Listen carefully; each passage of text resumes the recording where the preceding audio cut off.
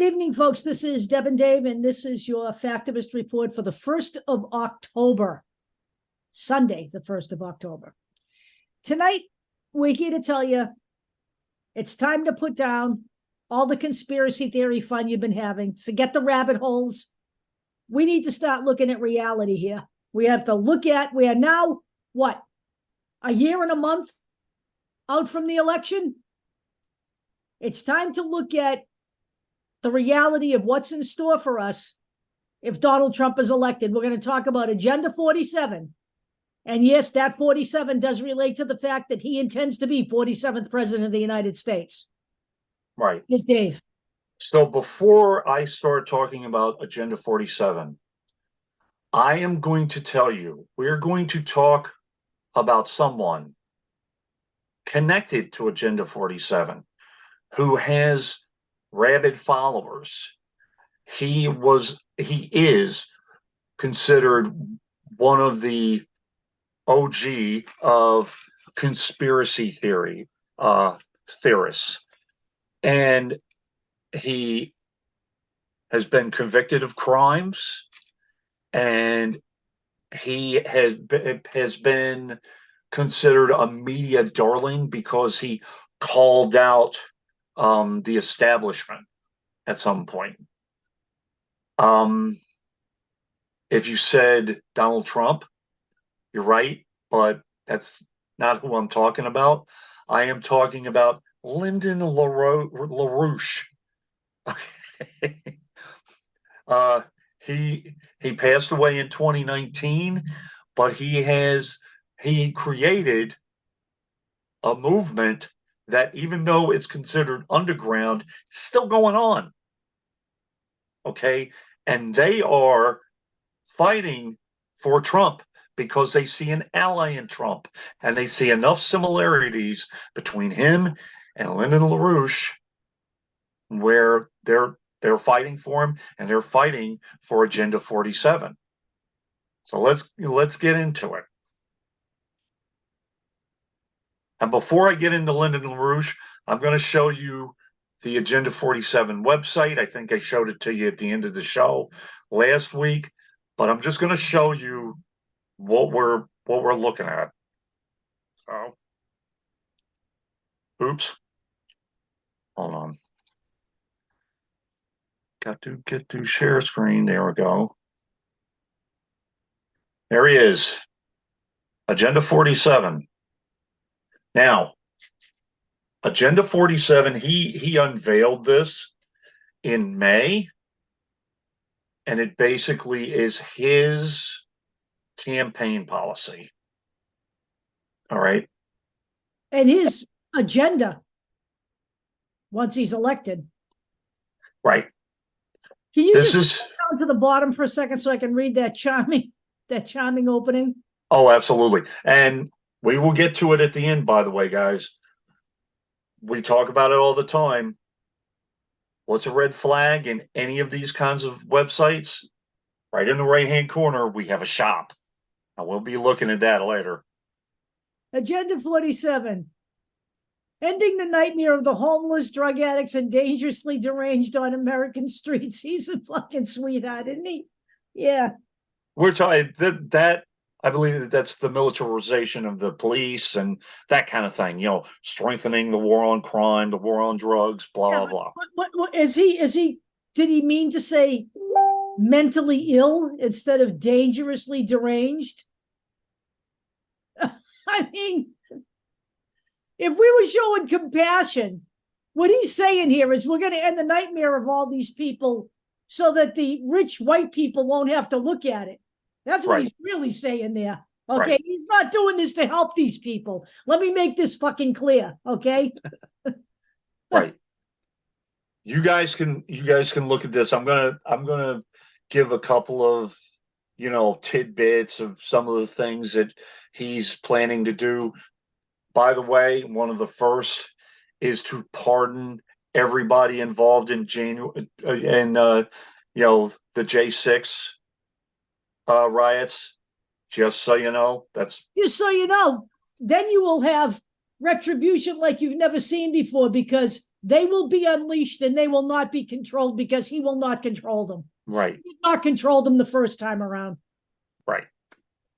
That's one of the first things. I'll get into a few of the others, but so I mentioned Lyndon LaRouche. Now, just so you know, this is what gave me the idea to to follow the rabbit hole on Lyndon LaRouche and see how serious this is. It's very serious. So I'm sorry, I think I said in May he made the speech. Apparently it was June. So he oh God have mercy. So here we go. Donald Trump's Agenda 47. They keep referring to making this the party that Lincoln envisioned. This party is not the party that No, it's not. All right. That's another bit of misinformation they want you to buy into. Maybe you want to go back and look at American history, find a reliable book, because they're not going to teach you the actual facts about history anymore. So Lyndon LaRouche was one of, as I said, one of the OG, or considered the OG conspiracy theorist. One of the big things that he talks about is the fight against the deep state. But at the same time, he talked about Star Wars, and he backed up government control of lasers in space with Ronald Reagan. So because I don't know, figure that out. The way the Republican Party really works is they'll take whatever position they have to take as long as it's politically expedient for them. Right. That's really the way they work. And by the way, originally Lyndon LaRouche was a Marxist. He was a conscientious a war protester. Didn't go to Vietnam War, but then over time he became a right-wing fascist, proto-fascist. So I'm just going to read a little of this so you know where we're going. Donald Trump's Agenda 47, a declaration of independence from the global empire. This is where we're going. On June 25th, Donald Trump delivered the best speech yet in his campaign to become the 47th president of the United States. Delivered in Novi, Michigan, Donald Trump addressed the existential task of winning the 2024 election. You win it so big that they can't cheat and they can't create that many fake ballots. And he's still lying. This is where we're going. One of the things I wanted to mention just real quick. Hold on. Baby bonuses to encourage family formation and elimination of the assaults on families and children. Isn't that called a tax credit? Yeah, well, we had that. They got rid of that, didn't they? Yeah. Yeah, they might have. And they also got rid of protections of women with ectopic pregnancies, or, girls who have been raped or a victim of incest. Yeah. But don't worry, we'll celebrate the children and not protect them. Yeah. Okay. So here is the LaRouche Pac. By the way, old Lyndon was, I believe, a resident of New Hampshire, wasn't he? I think so. Yeah. Yes. Yeah. It's one of those states. And I wish I could just excise it right out and let it float, but I think it's inland. So, again, I thought that this was perfect because this is their mission statement, is a quote from Lyndon LaRouche. All we Americans have immediately at hand is the sleeping nationalist heritage embedded in our bones over more than 20 generations. The heritage of the 18th century worldwide American Revolution and of the proximate predecessor, the Golden Renaissance. Now, I understand that's word salad, but that's not the important thing to me. Read what's underneath. Lyndon LaRouche, July 4th, 1989, from federal prison. Okay. Uh, Yeah. okay. I don't. Ooh, oh, goody.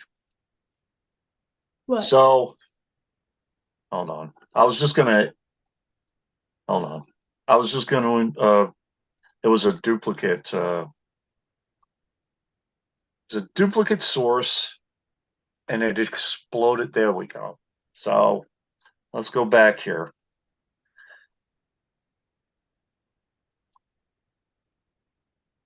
As Deb said,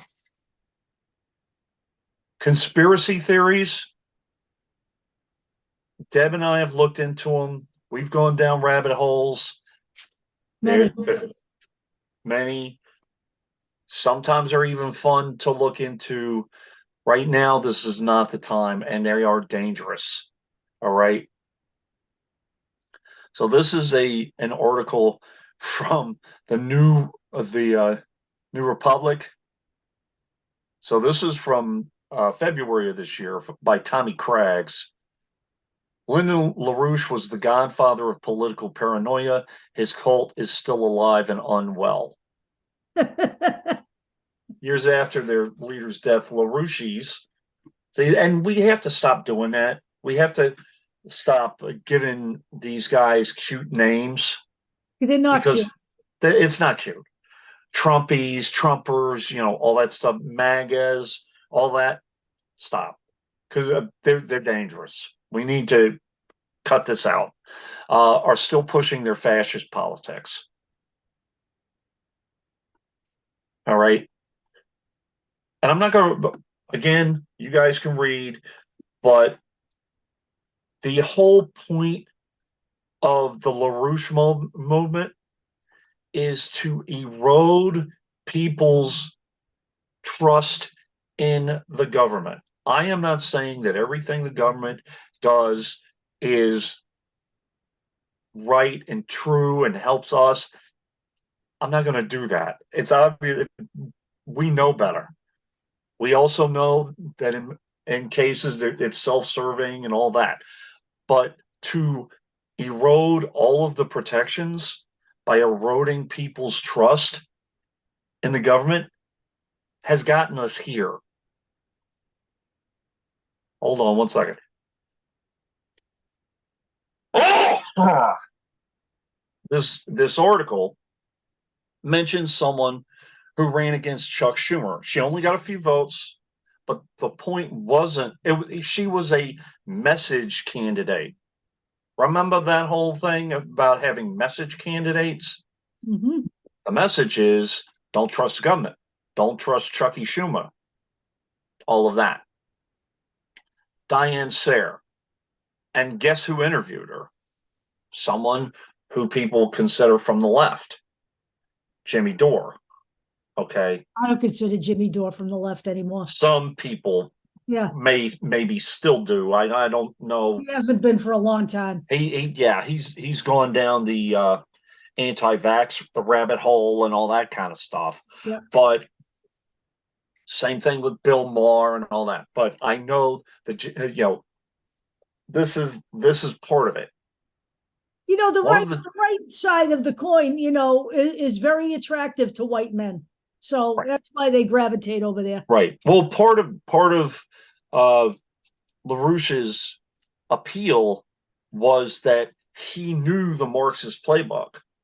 He was originally considered a Marxist, but then moved to the right and became a right winger, and throughout the 80s and defended different things and all that, while at the same time you pepper in a couple of things here and there, defending Glass-Steagall and all that kind of thing.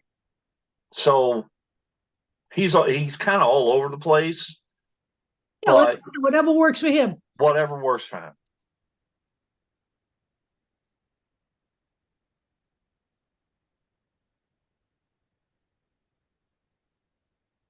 So here's another one. So this is by, this is a Politico one. Jesse Walker from 2019. This is right after he passed away. So this is kind of a, an obituary kind of thing. Lyndon LaRouche was a serial presidential candidate and a convicted fraudster, which we will get to in a moment, who spent the early 1990s behind bars, and a one-time management consultant who became the head of a Marxist sect and then sort of a proto-fascist. He was best known for his Byzantine conspiracy theories, which he and his followers expressed in terms that sounded like an abstruse treatise crossed with a diss track. Bertrand Russell was a high priest of ISIS. George Soros was the Queen's favorite dope pusher. Walter Mondale was jointly owned by the left wing of the Socialist International and the Grain Cartel. Jimmy Carter had been compelled by a systematic behavior modification program into serving a small group of preeminent Wall Street financiers. Henry Kissinger was both an agent of British Foreign Service and the kind of homosexual personality who ordinarily makes a potential professional assassin. Yeah. Okay, this is where we're going. Claim that I was following him, but that's all right if they want to. Right. Even LaRouche's own operation was purportedly infiltrated by brainwashed sleeper agents. Now, some of these guys were guys from the Vietnam War, that kind of thing, because he was anti-war. So go a little bit further, a couple more paragraphs actually. Over the years, his network's political concerns ranged widely. It denounced drugs, promoted nuclear power, claimed responsibility for the Strategic Defense Initiative, Star Wars, called for quarantining AIDS patients, and developed an obsession with the evils of improper musical tuning. But it never lost its cultish capacity to go hunting for the enemy within, hunting for the deep state. He's always been talking about that. The most interesting thing about LaRouche, who died in February of 2019, might be the fact that he nonetheless found his way into the orbit of power. That's the far orbit of power. Mind you, there was never any risk that he would get a cabinet appointment or a job on Capitol Hill. But he is part of the information network. Right. That was LaRouche. Guys in power knew about him, spoke to him. That was his deal.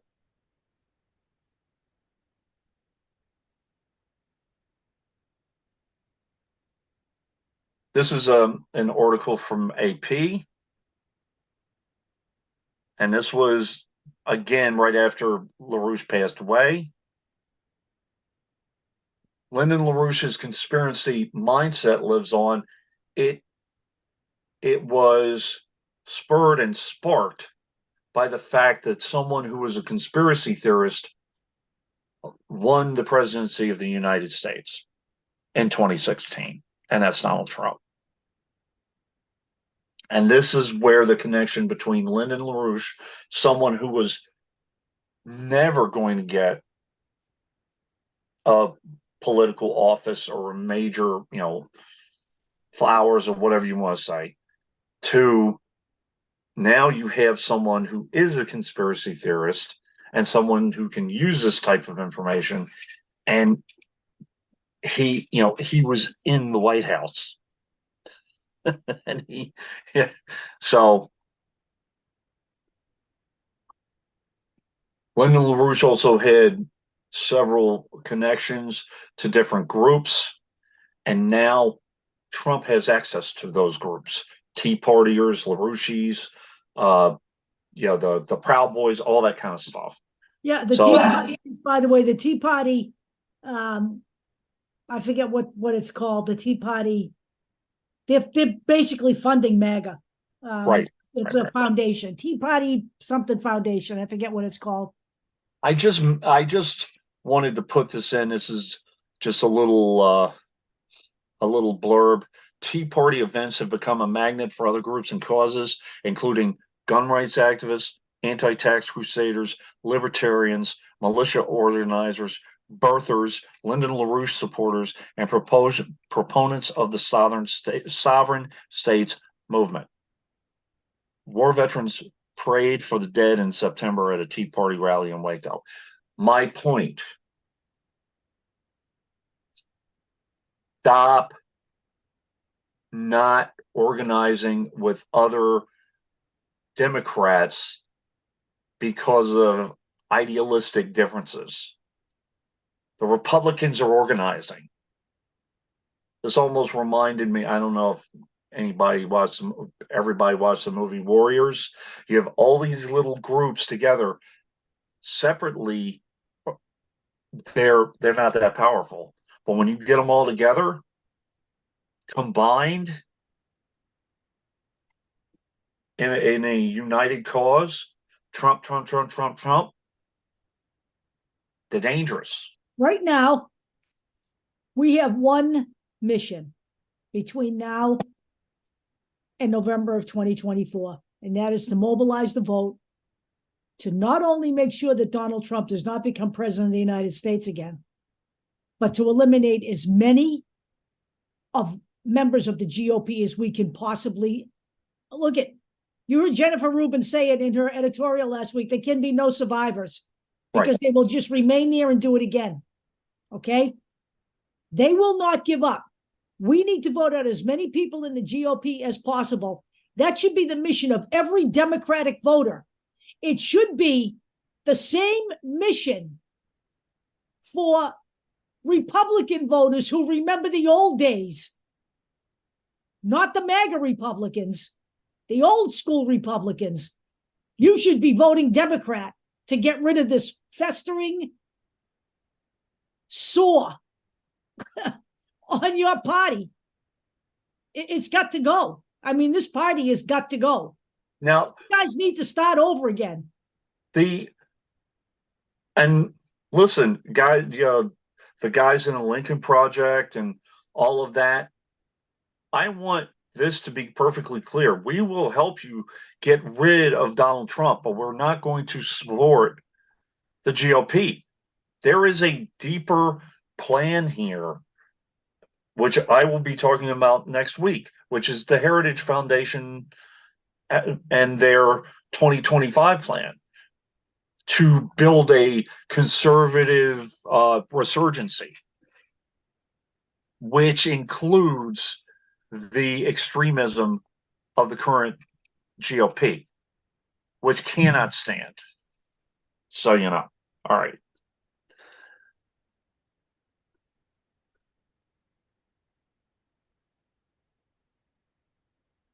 This is Lyndon LaRouche receiving his 15-year sentence. This was it's an archived New York Times article from January 28th, 1989. So here is what he did. And it is not a conspiracy, it is fact. Okay. Lyndon LaRouche Jr. was the political extremist who 3 times ran for president, sentenced today, which was that date back in 1989.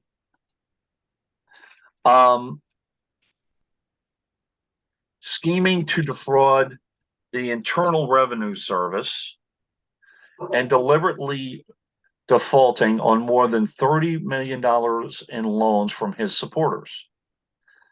The sentence was handed down by Judge Albert V. Bryant of Federal District Court. Here's the point. This was not the Department of Justice weaponized against Lyndon LaRouche.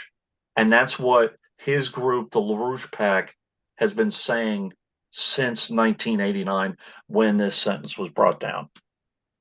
Just so you know. I threw this in simply to show how the Lyndon LaRouche group organized and how they quote unquote gathered information. It was kind of the original Q, the original Marjorie Taylor Greene, and those kind of guys who just threw bullshit together to see what would stick. This is an article from Paul Krasner, who was a comedian who made a point back in the day about Ronald Reagan and George Bush being the former head of the CIA, and then this was before John Hinckley shot the president, and then after that happened, the Lyndon LaRouche people got together and did a dossier on Paul Krasner because of what he said about Reagan, the Reagan assassination. So this is what they said about Paul Krasner, who is a comedian. Okay, on April 2nd of whatever, the Los Angeles Herald Examiner quoted a dispatch from the New Solidarity International Press Service, an outfit run by followers of Lyndon LaRouche. A group of terrorists and drug traffickers linked to Playboy magazine, it said, met in Greenwich Village and publicly discussed an assassination of Ronald Reagan and Vice President Bush. The meeting, covered by the Yippie organization, featured former Playboy editor Paul Krasner, well, he was also the Playboy editor, and numerous individuals associated with High Times magazine, Hustler magazine, and the Chicago Sun-Times. And LaRouche also said that Paul Krasner was recruited by a stable of pornographers and social satirists created by and directed by the British intelligence's chief brainwashing facility, the Tavistock Institute, to destroy laws and institutions of morality and human decency. And for the record, Paul Krasner was never in England. I just threw this out there to show that bullshit artists have been around for a very long time. Okay, and people believe this crap every day. This is from the Wayback Machine. This was back in the day, the Lyndon LaRouche youth movement. So, yes, they had a youth movement. Yeah, great. A little Wikipedia on the youth movement and, like the Lyndon LaRouche Pac. This is the LaRouche Pac, okay? The future begins with Trump's Agenda 47. The reason they are focused on this is because Trump's Agenda 47, his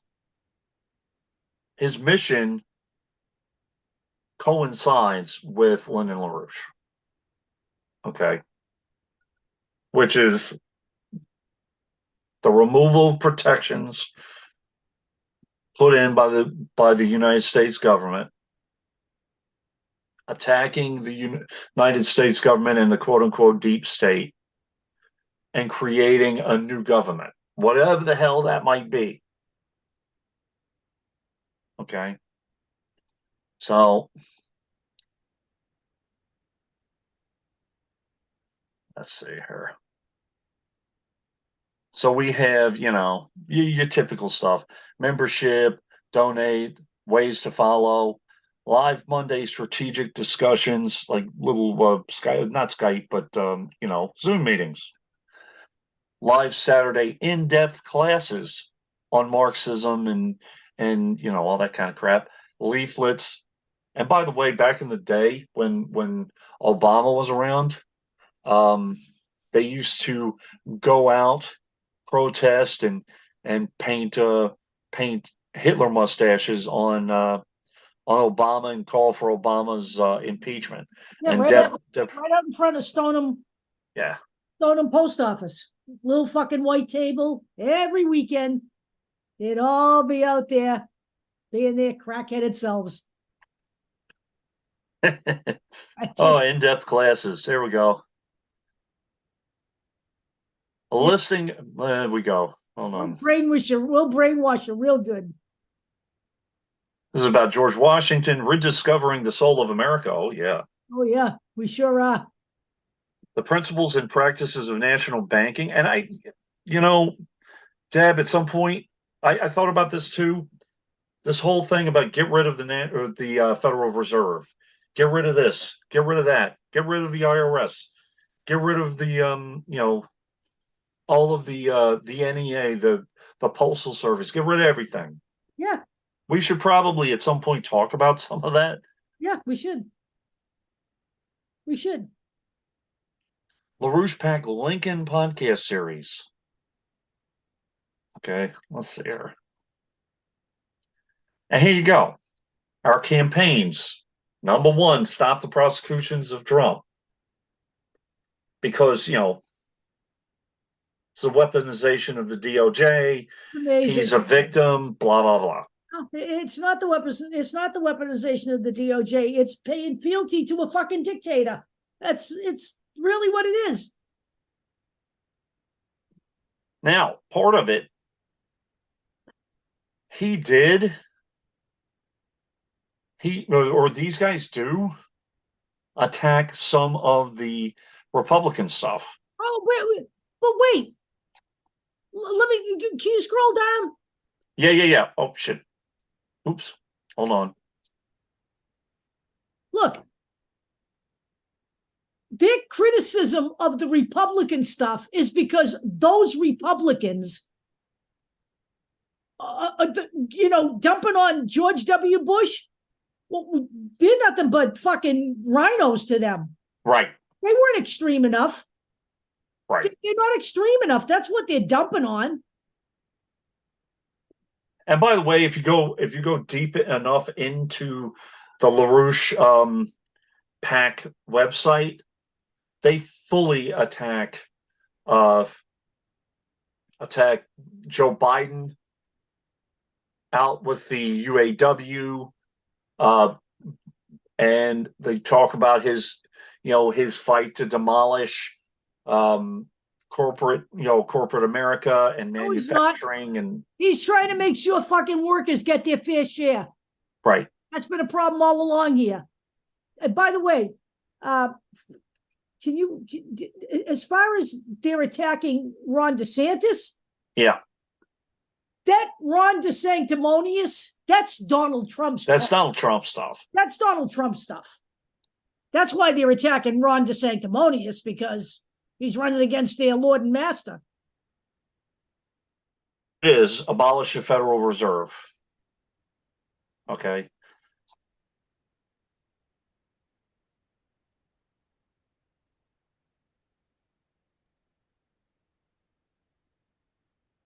Unbelievable. Okay. They want to promote a commitment with building hundreds of nuclear power plants. Yeah, I can't even. Yeah. That's where they want to go. Yep.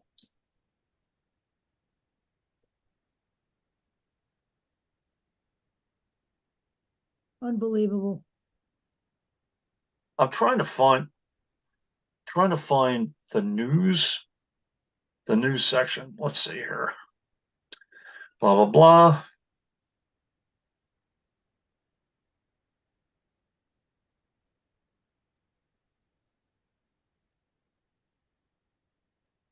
Yeah, let me see. Is it in here? There was.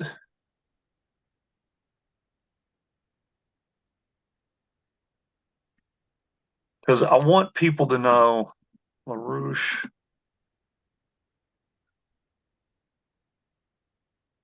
If I can't find it, it's fine. But my point is that there was a person talking about Biden and slamming Biden for this, that, or the other thing. The woman has been part of this LaRouche organization since the early 1980s. Okay, that's my whole point with that. So if I can find it, fine. But there's a whole news section in here. So let's see. Here we go. There we go. Here we go. Here we go. So this is under all posts, putting the Republic back into Republican.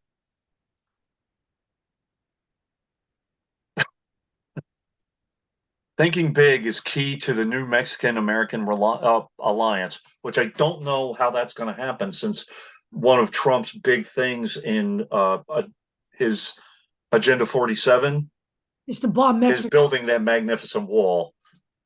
Right. And by the way, Ron DeSantis is not going to roll out using bombs on Mexico. Right. Well, so, Joe Biden just called very dangerous ultimaga. Yeah, that's what it is. Very dangerous. Donald Trump calls for ultimate strike against his globalist class. This is what I was talking about. Biden returns to the scene of the original crime while committing a new one. They're talking about the UAW strike, and the Green New Deal is a crime. And Susan Kokinda, she has been part of this whole thing for 40 years. So, just wanted to put that out there. Just so you understand this, all this anti-union stuff here, that means they're not for the workers. You got that? Correct. You got that down? You everybody got that down? And they're not for organizing. Yeah. By the way, going back to history, FDR, for all his faults, he was pro-union. He was. He wanted the people to organize. But even FDR, he would not get on a line like Joe Biden did. No, he wouldn't. So now let's go to, actually, before I do this, where is it? Hold on. There we go. Let's go to this next, because I want people to understand this. Why is the GOP suddenly defending Bob Menendez? Because it's part of the whole Biden deep state bullshit. Yeah, it's part of the whole keeping people in the whole conspiracy theory mind. Right. Bob Menendez, according to the GOP, is just a victim of the deep state and the Department of Justice, despite taking bribes from the Egyptian government and getting caught red-handed. And finding gold bullion in his house. And the $48,000 in cash they found was just in case there was an emergency. Right. I wish I had that kind of money in my fucking house in case of an emergency. Right. I mean, the GOP has this guy dead to rights. Well, you talk about us being corrupt all the time. What about this guy? No, they're not going that route. They're going. No, they're going this route because this serves their purpose. Right.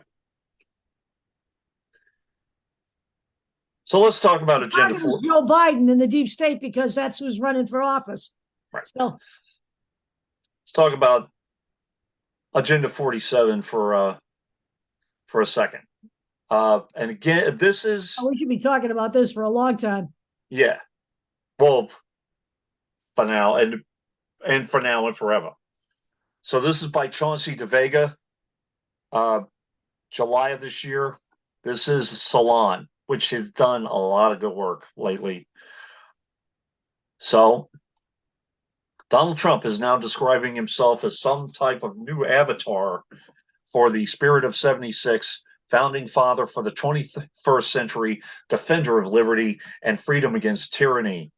To that point, in fundraising emails and other communications, Trump is proclaiming that he is waging a great battle against the, guess what, deep state, and Joe Biden, the Democrats, and their corrupt administration. This is a continuation of LaRouche.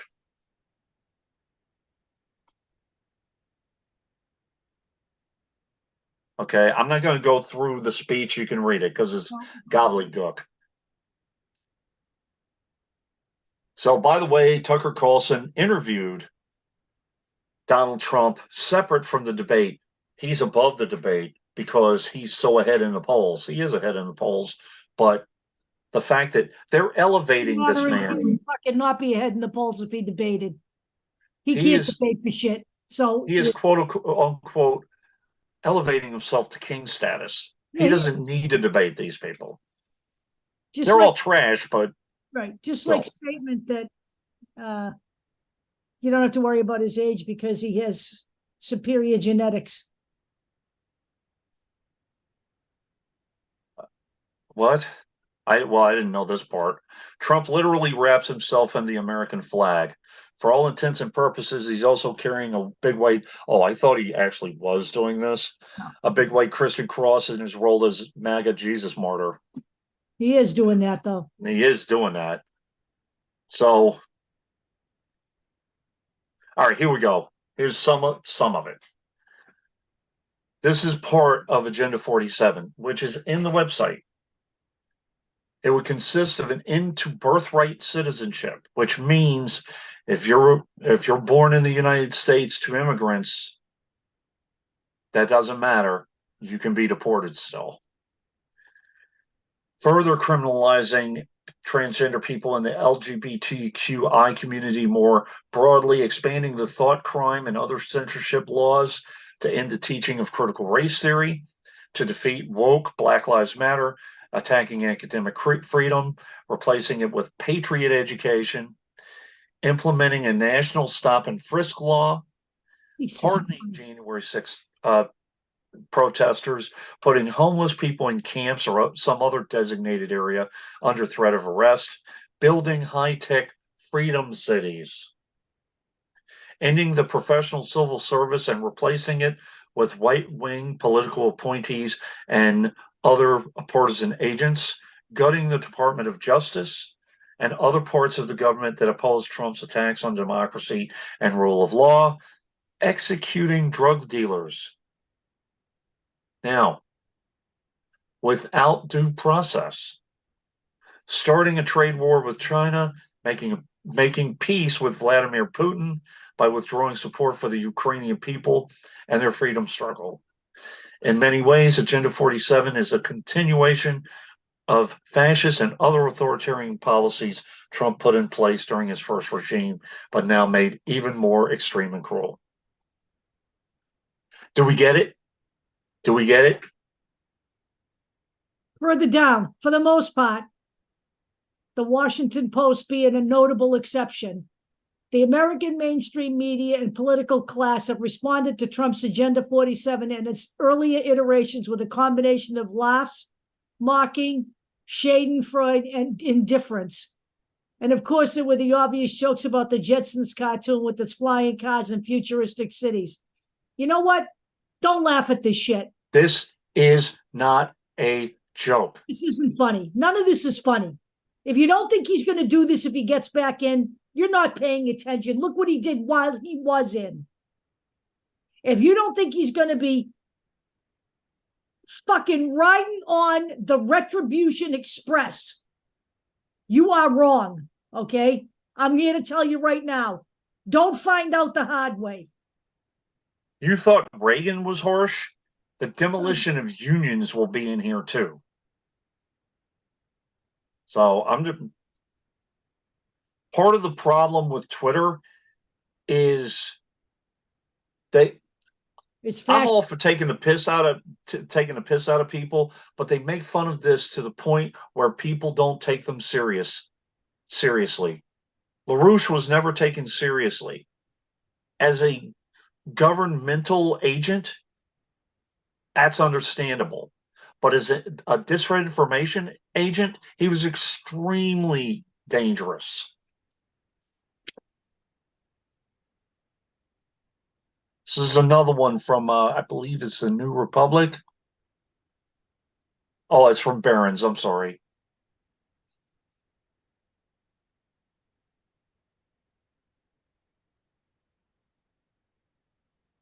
So, all right, very quickly, the Freedom Cities. So, one of the more striking proposals in a competition to design up to 10 state-of-the-art freedom cities, roughly the size of Washington, on federal land. Now, I don't know where these are going to be, but do you think he gives a crap if they're parkland, if it's Native American land? He won't. Built around the cutting edge hives of industry, brimming with factories, these innovation hubs would represent a quantum leap in the American standard of living, according to him. But honestly, it would be the end of green energy policy And community. endorsed by the government as we know it. By the way, let me just say this. We have some real issues in America need to be dealt with. This isn't dealing with that. All right. This is for wealthy people to enjoy. Right. That's what this is going to be. All of the people who are in the way of the wealthy, the homeless, the destitute, the mentally ill, all of those people, they're going to be shoved onto prison camps. You watch. They have absolutely no plan to help those people, to help people who have been on the streets. They have no plan to help the homeless. They have no plans for that because they're in the way. They're failures in their eyes. They're failures in the American system. You people need to understand this. For all of you who consider yourselves, progressives or liberal, remember your discussions of West Virginia. Remember your discussions of Flint, Michigan. These industrial cities destroy that entire argument and completely ignore pollution. And to build hundreds of nuclear facilities, you're putting this planet at extreme risk, if not dooming it. The only way to build hundreds of those nuclear facilities is if you cut corners. Right. Do you know what it takes to get one nuclear facility built in the United States? You have any idea what it takes to get a license done? What they're going to do is they're going to get rid of all those safeguards and all of that stuff that's necessary to ensure safety so that they can ram this through. That's what they're going to do. Decades ago, if you remember 3 Mile Island, remember, a nuclear facility was built on an island. Okay. By the way, 3 Mile Island was effectively the end of the nuclear industry in this country. Yep. If you have not seen, I suggest you see Meltdown on the documentary on Netflix. Yeah. Because there's a lot of stuff about 3 Mile Island you didn't know because you were never told. So here's something that I found that I thought was extremely interesting. I wanted to bring it to light. I don't think many people even think of this organization or this governmental department. The department is called it's through the Veterans Administration. And it is the Office of Construction and Facilities Management. So their mission is in support of our nation's veterans by planning, designing, constructing, and acquiring major facilities and setting design and construction standards. Okay, which should be in line with what I just talked about. So they have lobbyists and they have people working for them, and this is who they are, and state, federal, blah blah blah. This is what they say about Agenda 47. Trump rhetoric overshadows his agenda 47. His pledge to drain the swamp and switch to one-day in-person voting. And I might read this entire thing because I think it's actually pretty informative. Talk surrounding Trump's 2024 presidential candidacy centers on his mounting criminal indictments and his brash responses. Buried underneath his all-caps truth social posts is an actual agenda, which draws little attention it should, and that's Agenda 47. The platform includes planks to rebuild the American economy, quote unquote, ensure fair trade for American workers, and unleash energy dominance. He reprises earlier calls to secure the border and wants to wage war against drug cartels. He also pledges to end censorship, protect parents' rights, and upgrade care for veterans. In addition, Trump's Agenda 47 includes planks titled Reject Globalism and Embrace Patriotism, Free, Honest, and Lawful Election, and Drain the Swamp of Washington Corruption. Now, these guys are against this, by the way, but they're being balanced, they're being factual in what they're saying. Just saying, draining the swamp, according to Agenda 47, requires, quote unquote, dismantling the deep state, which we've been talking about the whole time, and restoring government by the people, just as he did during his administration, quote unquote. President Trump will conduct a top to bottom overhaul of federal bureaucracies to clean up the rot and corruption of DC. You see, that's all in quotes. Regarding elections, Trump promises to reform our election laws to verify the identity and eligibility of all voters to ensure faith and confidence in all future elections. We will pass a bold range of critical election integrity measures that include banning unsecured drop boxes and ballot harvesting.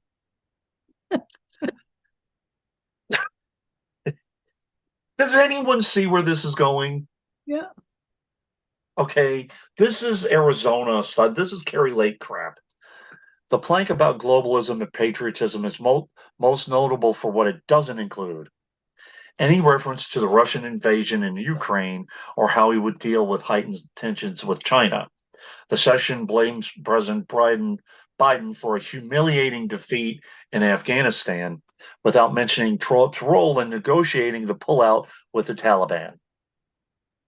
It ends by promising under Donald Trump, we will restore our standing in the world and American leadership abroad without offering details. He isn't offering details on how he's going to get anywhere with anything. Right. The section entitled Renew American Strength and Leadership offers to replace the failed policy of never-ending war, regime change, blah, blah, blah, blah, blah. Nation building with a bold vision to pursue peace through strength, blah, blah, blah, blah. Right, yeah. Trump pledges to keep the United States out of unnecessary foreign wars. Maybe just by creating domestic ones. I don't know. Rid the military of Biden's radical left ideology and rehire military personnel discharged for failing to be vaccinated for COVID. He also pledges to protect our people from threat of nuclear weapons and hypersonic missiles by building a state-of-the-art next-generation missile defense shield, which, by the way, bullshit. This was part of Lyndon LaRouche's platform as well, actually. Yeah. With the if you remember me reading it. Yeah. With Star Wars and all that crap. And honestly, part of that too, governmental control of space weaponry and and corporate control, like with Elon Musk that I mentioned last week. Okay. On the campaign trail, speaking to loyal followers, Trump gets more specific about his intentions. Now, please listen to all of those people working in civil service. He threatens to strip civil service protections from federal workers and only hire people loyal to him, which, in all honesty, this is possibly why Matt Gaetz doesn't give a crap if they shut down the government. He supports executing drug dealers. Doesn't mention due process, moving homeless people to tent cities, deploying federal troops to deal with local crime and protests. And by the way, remember the FEMA camps, FEMA camps. Remember that part? Well, there you go. Federal troops basically being police, taking over Washington, D.C., eliminating eliminating the Department of Education and restricting voting to a single day with paper ballots. No mail-in voting. They have been attacking mail-in voting for forever. Why? Because mail-in voting favors the Democrats at this point. If it favored the Republicans, they wouldn't care. Yeah. So far, he hasn't ruled out the use of vote counting machines. Now, this is where I'm going to read this whole thing. Quote unquote, we're going to have a well-trained cadre of people that will hit the beach day one. Showering is not mandatory, just so you know. Fucking Sake. Fucking Steve, greasy ass Steve Bannon. Campaign planks taken seriously. Groups like the America First Policy Institute take Trump campaign pledges seriously. The Institute says it is preparing political appointees whom Trump can install immediately to begin the purge of federal workers. We're going to have a well-trained cadre of people that will hit the beach day one. I didn't know this was Normandy, but whatever. And their number one thing is to start taking apart the federal bureaucracy brick by brick, according to Steve Bannon, who continues to advise Trump on political strategy.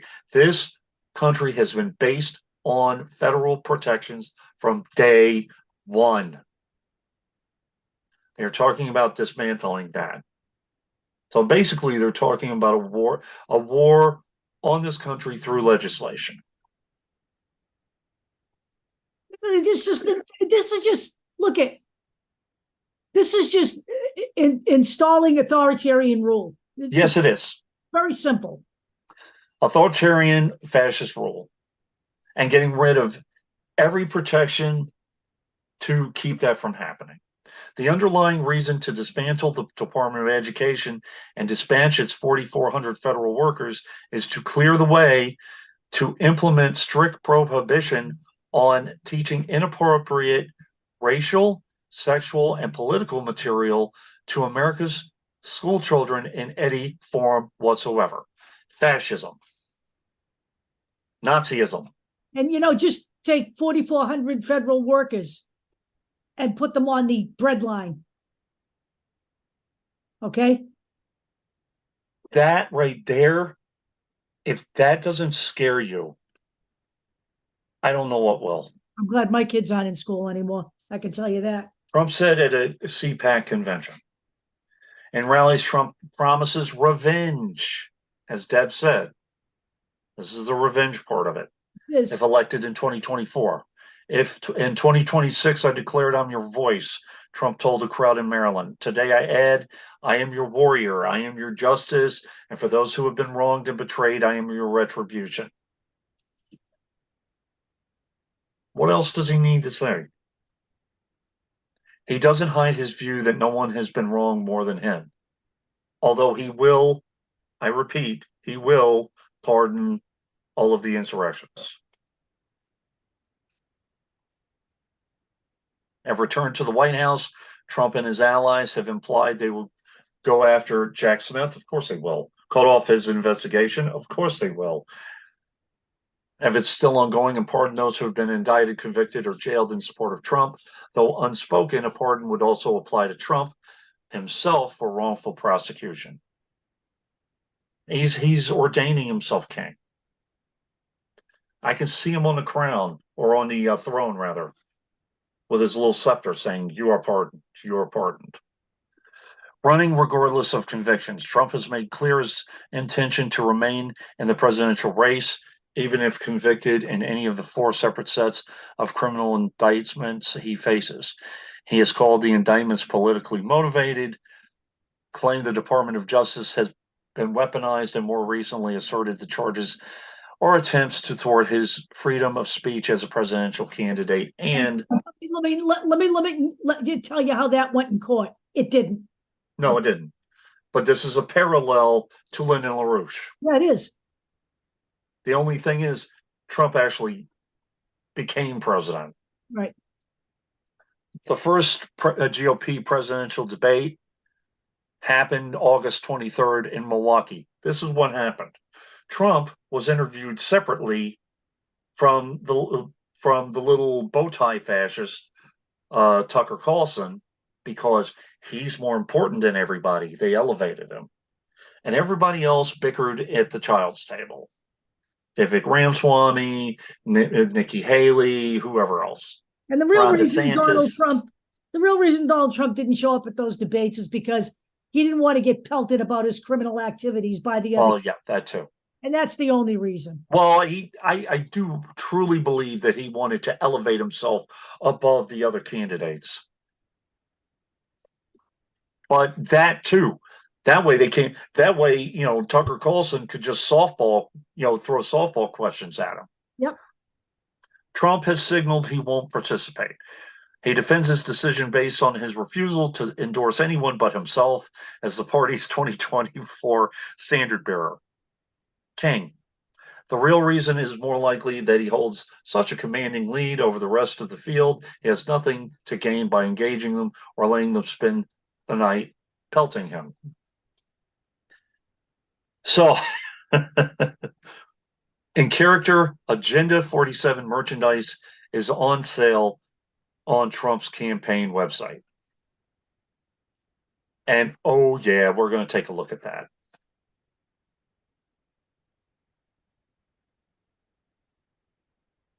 Yeah, but the grifter. Grifting. Now, this is marketing 101, okay? Branding. A picture of you. Okay? If you don't remember, he actually trademarked "Make America Great Again" in MAGA. Okay? And he's using the Obama color scheme in his advertising. And his mugshot. And his little, yeah. So, but wait, there's more.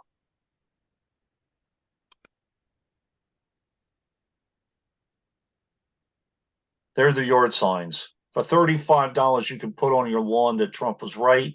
I don't know about what, but he was right about something. Yeah, he sure was. Hats, $40 for a hat. God have mercy. We've got the shirts.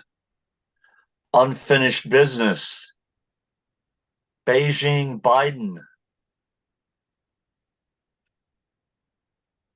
Official Trump mugshot white cotton t-shirt with "not guilty" on it. Legend. Choose greatness. Oh my God. Trump was right about everything. Home sweet home. I mean, okay. There's more. This is the level to his grift. And Deb and I had this conversation. This is marketing 101. Deb will see it. She was in advertising for God knows how many years, 20 years, 35. 35. Okay, here we go.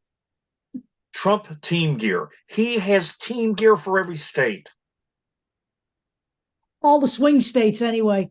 All the swing states. And, as he moves along, he'll add states. Team Trump, Team Iowa. Okay.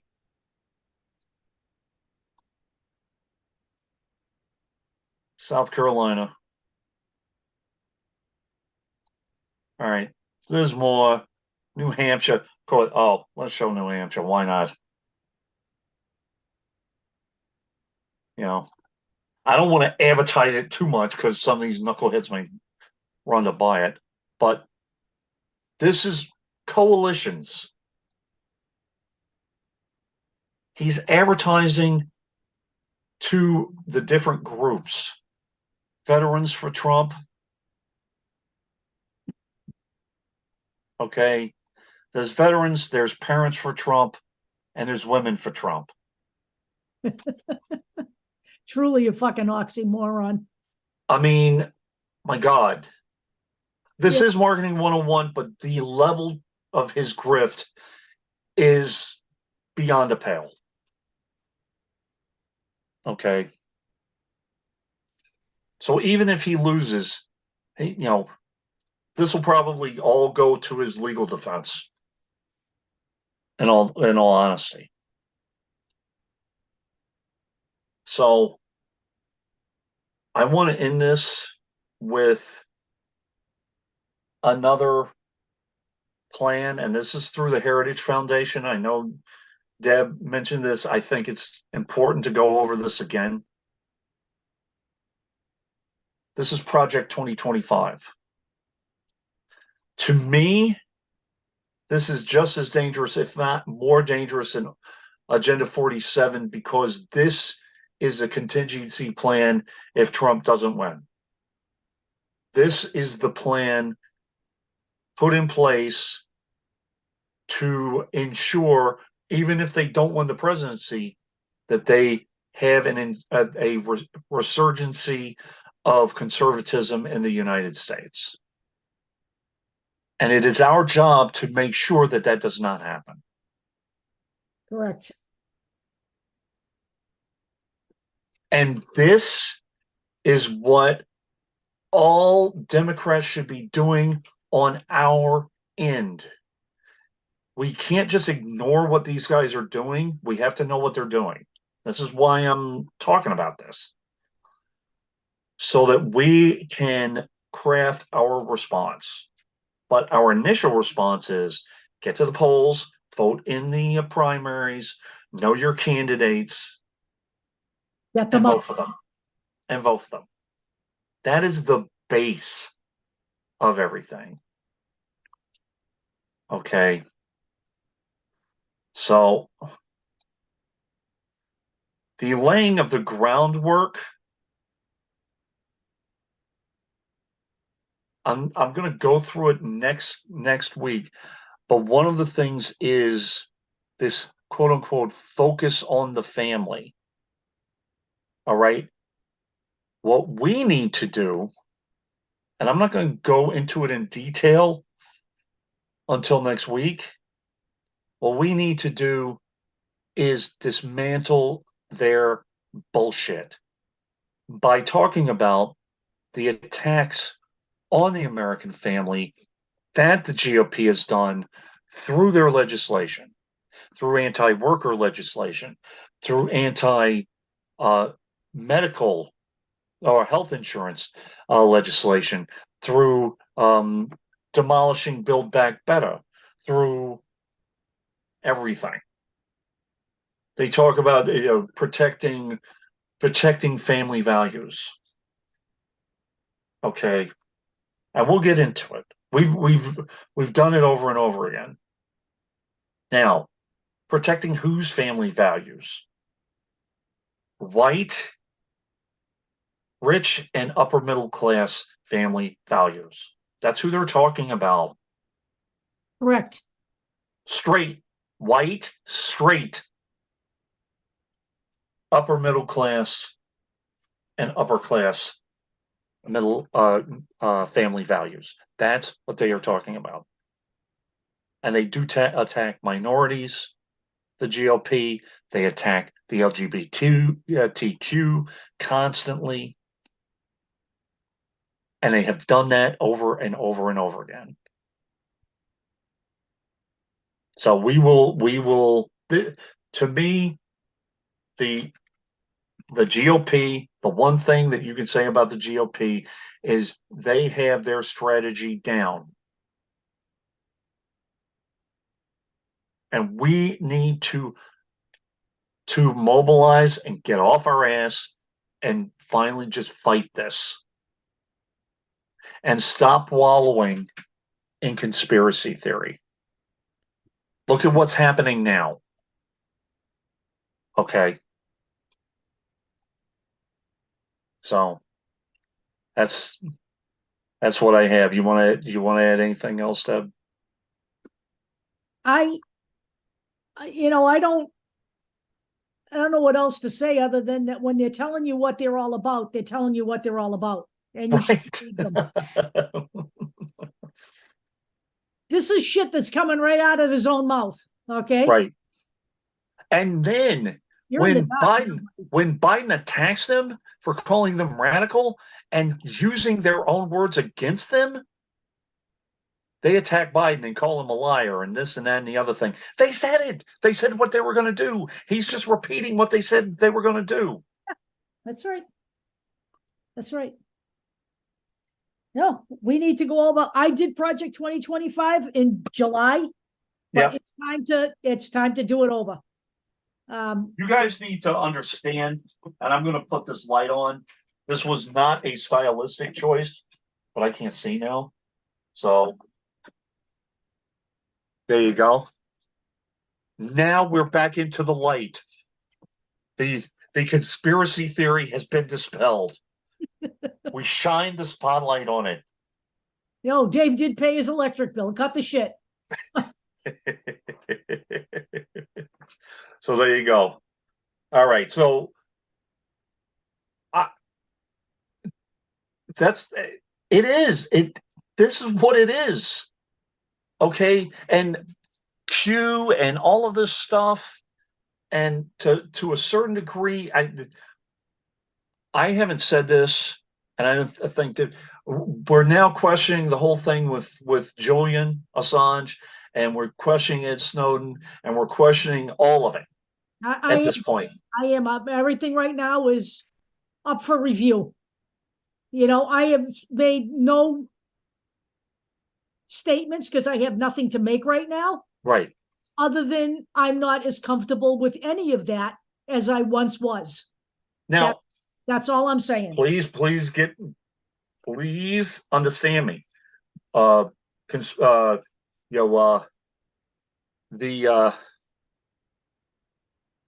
things that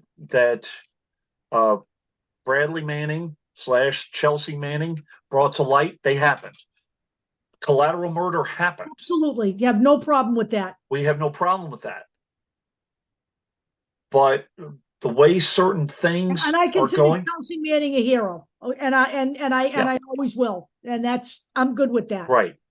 But the way certain things have been handled and the way certain information was handled, we are now questioning a lot of this. Okay. In light of Glenn Greenwald, where he is now, I'm uncomfortable with Edward Snowden, now a Russian citizen. There have been whistleblowers who have stayed in the United States and taken the heat. One of them recently died, Right.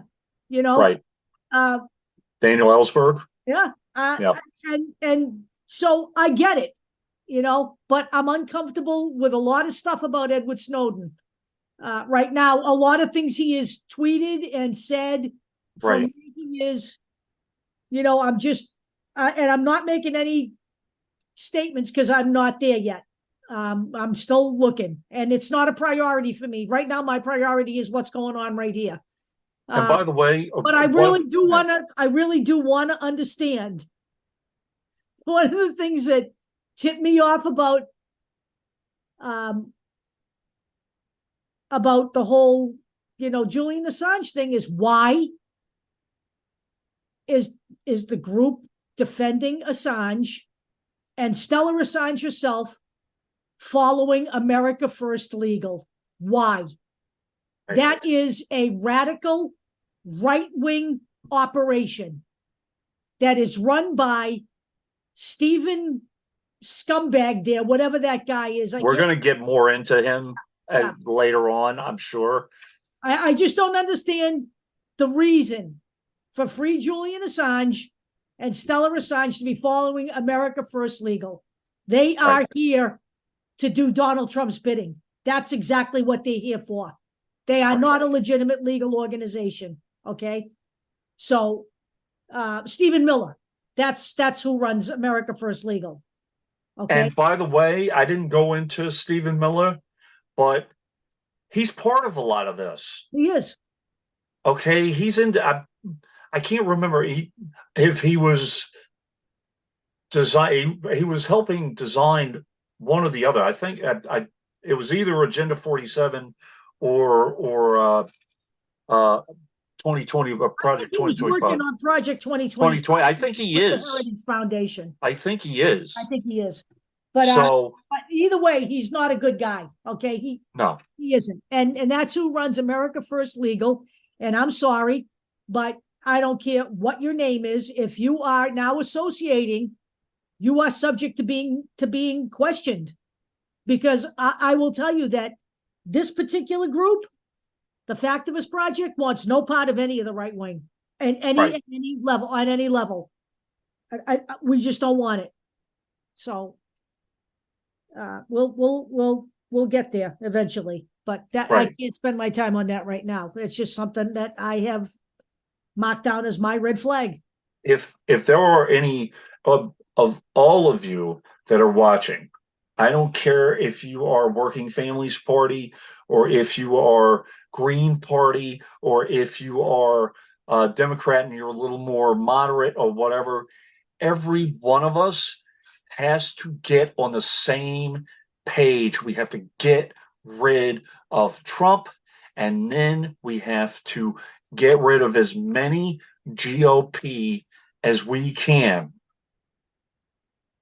All right. And I know people don't like to hear it either. The Green Party, right now, they are nothing but spoilers. Okay, in very tight races. I'm sorry. That's what they are at this moment. I know people, Dave has completely gone to the other side, blah blah blah. He's establishment, blah blah blah. I guess so. I'm not completely establishment, but the right wing has to be put in check. Then we can start talking about all of that. Okay, this is step number one. Listen to me. We're on the precipice. Listen to me. Jesus. You want to call me establishment, you can go ahead and do that. I'm good. Yeah, whatever. Okay. But I'm going to say this. I went through a real phase, and that's I'm going to call that a phase, where I thought that the American people could just run the country themselves. And then one day, this thing called COVID hit. And I got a real good look at the fucking mayhem that would be our nation under self-governance. Okay? Right. And first of all, we can't even get our asses out to vote. Can you see us writing bills? Look, stop it. Okay? Stop it. Okay? We can't even hold our government accountable, and we're going to run a country. No. And by the way, I'm not talking about the guys who are highly motivated. I'm not talking about, the Mac Frosts of the world and all those guys. I'm not talking about you guys. Okay, please understand that. Gen Z, before you talk about running the country, go to work. Okay.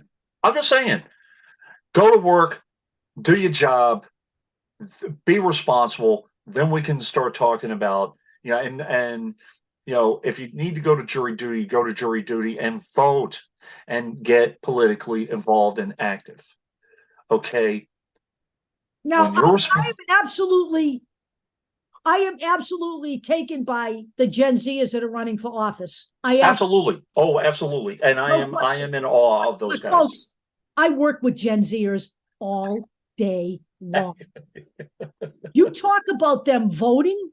I talk to them about voting, and they look at me like, "What?"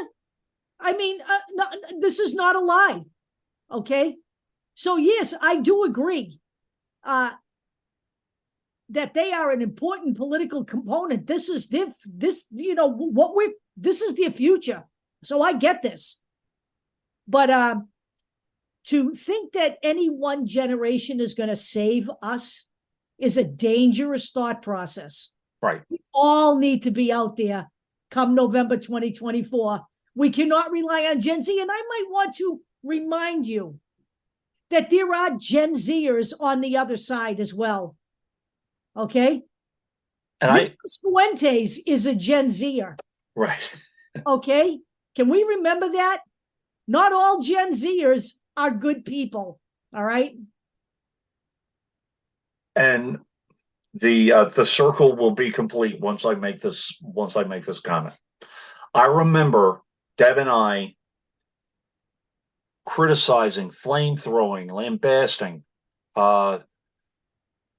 Hillary Clinton for criticizing, making fun of the retail class, the Gen Z retail class, saying that they can't even get to work and they're not going to run the country if they can't even get to work. She was right. Okay, she was right. Go back in hindsight, she was right.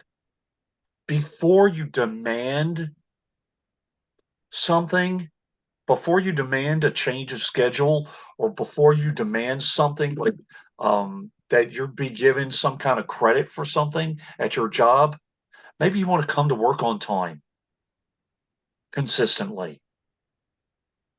This is coming from a union representative. Okay.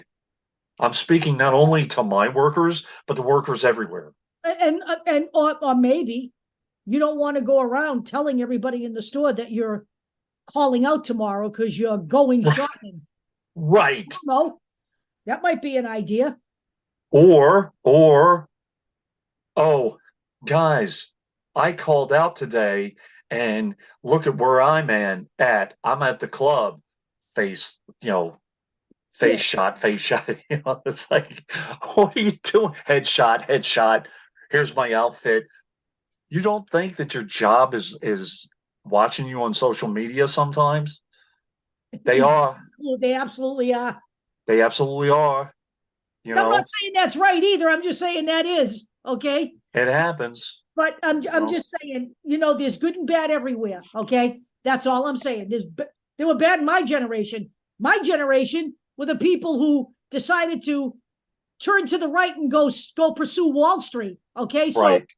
Correct. My generation, every generation has their good and their bad. I get that. Okay. Right. The 80s with the greed and all of that. Greed is good and all that stuff. Yeah, what's his name was revered. Whoever that guy is that Michael Douglas played. Gordon Gekko. Right? You never enough, right? You can never have enough, right? There's always, every generation's got that. All I'm saying is to paint any one generation as a savior is a mistake. Okay, it was a mistake when they did it with the boomers. It was a mistake when they did it with the millennials. It's a mistake when they're doing it with Gen Z. We are all in this together. No one is going to save you. You need to save yourself. Your vote matters. Okay? Speak for yourself, and the way you carry yourself, the way you speak to others, the way you treat others, and the way you conduct your business will speak volumes for you and will add or detract from your credibility. Right. And by the way, just for the record, we don't have a union in my little store. Right.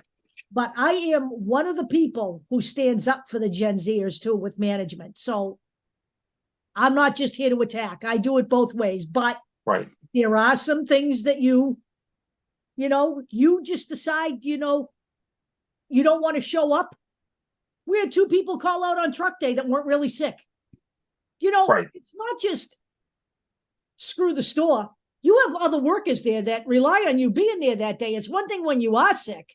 These fucking people come in when they have COVID, have no problem spreading it around, but they stay out when they're healthy so they can have a good time.